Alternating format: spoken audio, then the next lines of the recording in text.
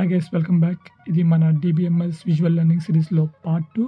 ఇప్పుడు డేటా డీబీఎంఎస్‌లో ఎలా లేయర్స్‌గా మేనేజ్ అవుతుంది విజువల్స్‌తో చూద్దాం. హాయ్ గైస్, టాపిక్ వచ్చేసి డేటా అబ్స్ట్రాక్షన్ అండ్ ఇండిపెండెన్స్. ఇక్కడ మనకు 3 లెవెల్స్ ఉంటాయి. One is physical level. అంటే ఫిజికల్ అంటే డేటా ఎక్కడ స్టోర్ అవుతుంది, లోకల్‌లోనా లైక్ ఎస్ఎస్‌డీలోనా, హెచ్‌డీడీలోనా అనేది. నెక్స్ట్ లాజికల్ లెవెల్ అంటే టేబుల్స్. అంటే టేబుల్స్ ఎట్లా డిఫైన్ చేస్తున్నారు, రిలేషన్స్‌కి ఎట్లా మెయింటైన్ చేస్తున్నాం అనేది.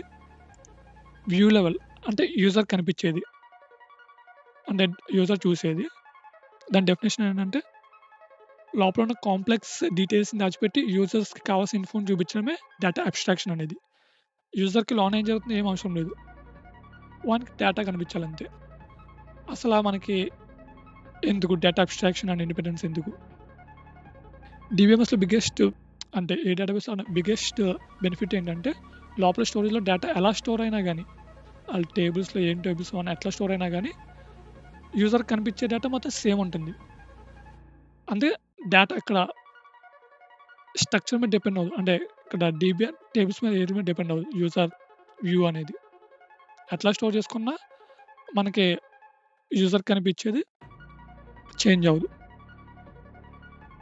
ఇక్కడ common real world example and common pitfall అంటే లోకల్ అంటే వాట్ డేటా, ఏం డేటా స్టోర్ చేసుకుంటున్నాం. ఫిజికల్ డేటా అంటే ఎట్లా స్టోర్ చేసుకుంటున్నాం. ఫిజికల్ హార్డ్ డిస్క్ లేదంటే ఎస్ఎస్‌డీ ఏదైనా ఉండొచ్చు, సర్వర్స్ ఉండొచ్చు.